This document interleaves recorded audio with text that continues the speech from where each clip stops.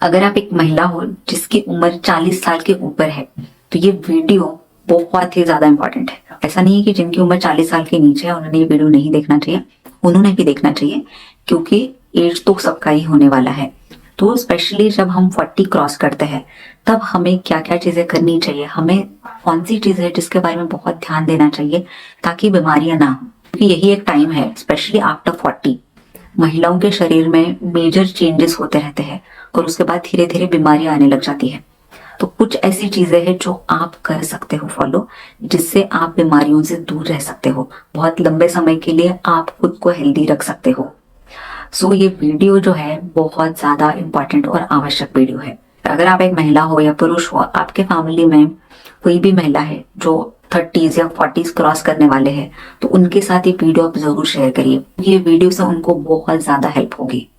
सो मेरा नाम है डॉक्टर स्मिता भोयर पाटिल। मैं एक होलिस्टिक डॉक्टर एंड न्यूट्रिशनिस्ट हूँ। मैं पीएचडी क्लिनिक पुणे की फाउंडर हूँ। सो मोस्टली महिलाओं को 40 की उम्र के बाद काफी ज्यादा चेंजेस बॉडी में होने लग जाते हैं, जैसे कि एक तो मेजर हार्मोनल शिफ्ट, क्योंकि ये जो स्टेज है जिसको पेरी मेनोपॉजल स्टेज बोलते हैं, मतलब मेनोपॉज आने के पहले का टाइम, तो बॉडी प्रिपेयर करती है मेनोपॉज के लिए। तो इसके लिए बहुत सारी चेंजेस बॉडी में होते रहते हैं और फिर महिलाओं को पता नहीं चलता कि पीरियड्स तो ठीक आ रहे हैं, मेनोपॉज तो नहीं चल रहा है, बट ये सारे सिम्टम्स क्यों आते हैं। तो ये जो स्टेज है उसको बोलते हैं पेरी मेनोपॉजल स्टेज, जिसमें धीरे धीरे धीरे एस्ट्रोजन लेवल कम होने लग जाता है। तो एस्ट्रोजन लेवल जब कम होता है बॉडी में तो बहुत सारी चेंजेस शरीर में होने लग जाती है। स्किन अफेक्ट होता है, बोन्स जॉइंट्स अफेक्ट होते हैं, फिर जो हमारा मेंटल हेल्थ होता है वो अफेक्ट होता है।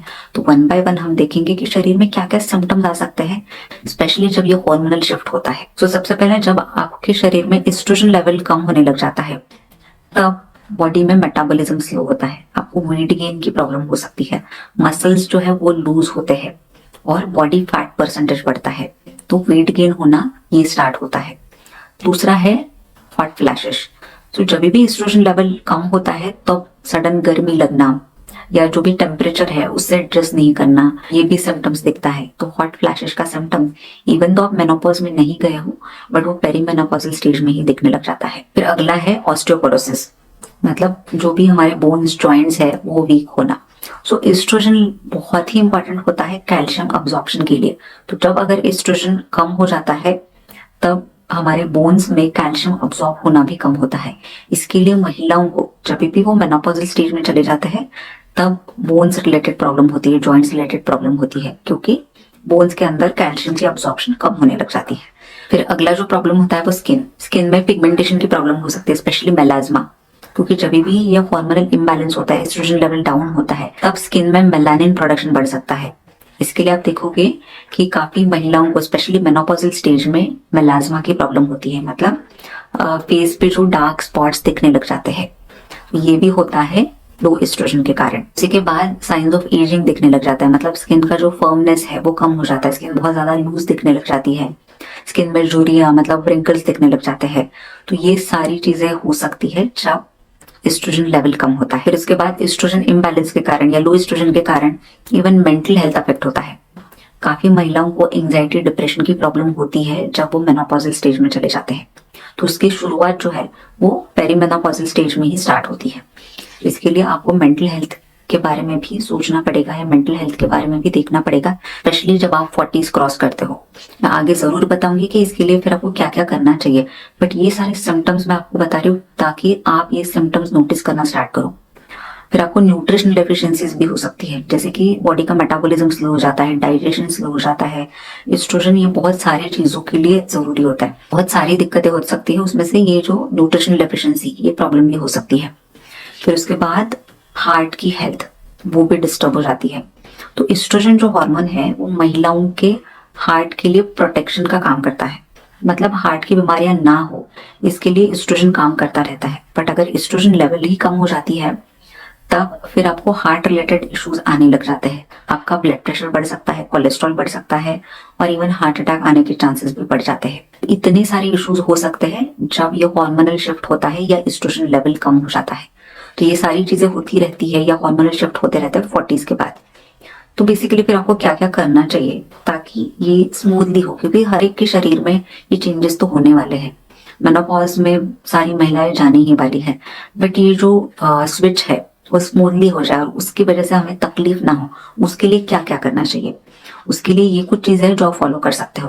पहला तो आपको ऐसे फूड्स लेने हैं जिससे एस्ट्रोजन लेवल जो है वो धीरे धीरे कम हो जाए या शरीर में मेंटेन रहे। तो फाइटो एस्ट्रोजेनिक फूड्स जैसे कि सोयाबीन, फिर फ्लैक्स सीड्स, चिया सीड्स, ये चीजें आप ले सकते हो जिससे एस्ट्रोजन लेवल आपके शरीर में मेंटेन रहे। फिर अगला है omega 3 fatty acids. Omega 3 fatty acids एक क्वाड लिवर ऑयल में होता है, एग में होता है, स्पेशली जो येलो पार्ट है, बहुत सारे फिश में होता है। तो ये भी आप रेगुलरली ले सकते हो ताकि हार्मोनल इम्बैलेंस अगर बहुत ज्यादा हो रहा है, हार्मोनल फ्लक्चुएशंस की प्रॉब्लम बहुत ज्यादा हो रही है, तो वो आपकी कम हो जाएगी। इवन ओमेगा 3 जो है वो हमारे मेंटल हेल्थ के लिए भी इंपॉर्टेंट होता है। तो आप ओमेगा 3 के सप्लीमेंट्स ले सकते हो या जो जो फूड हमने बोले वो आप रेगुलरली ले सकते हो। फिर उसके साथ विटामिन B12 या बी विटामिन होते हैं वो आप ले सकते हो।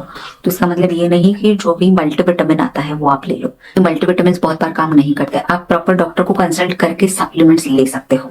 जितने भी रिक्वायर्ड है सप्लीमेंट्स वो आपको डॉक्टर रेकमेंड करेंगे। बट ये जो बी विटामिन है, विटामिन डी है, ये सारे जो न्यूट्रिएंट्स है वो बहुत ज्यादा आवश्यक होते हैं शरीर में ये सिम्टम्स जो है, मेनोपॉजल सिम्टम्स है, वो कम करने के लिए। तो विटामिन डी तो आपको सनलाइट से भी मिलेगा या फिर उसके सप्लीमेंट्स भी ले सकते हो। बी विटामिन के लिए नॉन वेजिटेरियन फूड्स है वो आप रेगुलरली ले सकते हो, और अगर वो पॉसिबल नहीं है तो फिर आपको सप्लीमेंट्स लेने पड़ेंगे। वेजिटेरियन एक सोर्स है बी विटामिन का, स्पेशली विटामिन B12 का, वो है न्यूट्रिशनल ईस्ट। सो 1 से 2 चम्मच आप उसको भी रेगुलरली ले सकते हो। विटामिन B12 से क्या होता है, मेंटल हेल्थ जो होती है वो कंट्रोल में होती है। मतलब आपको एंजाइटी, डिप्रेशन, मूड स्विंग्स या नींद नहीं आना, ऐसी जो प्रॉब्लम होती रहती है वो कम हो जाती है अगर आपके B vitamin, specially vitamin B12 ये शरीर में मेंटेन है। तो जो बोन्स और जॉइंट्स की प्रॉब्लम, ऑस्टियोपोरोसिस की प्रॉब्लम होती रहती है, तो ऑस्टियोपोरोसिस की भी प्रॉब्लम कम करने के लिए या ये प्रॉब्लम ना हो उसके लिए अगेन हमने बोला कि विटामिन डी वो भी इंपॉर्टेंट है, बट उसी के साथ विटामिन K2 एंड मैग्नीशियम ये भी इंपॉर्टेंट है। इसके सप्लीमेंट्स आपको लेना चाहिए क्योंकि काफी बार क्या होता है फूड या खाने से ये चीजें हमें नहीं मिलती और फिर प्रॉब्लम बढ़ते जाती है।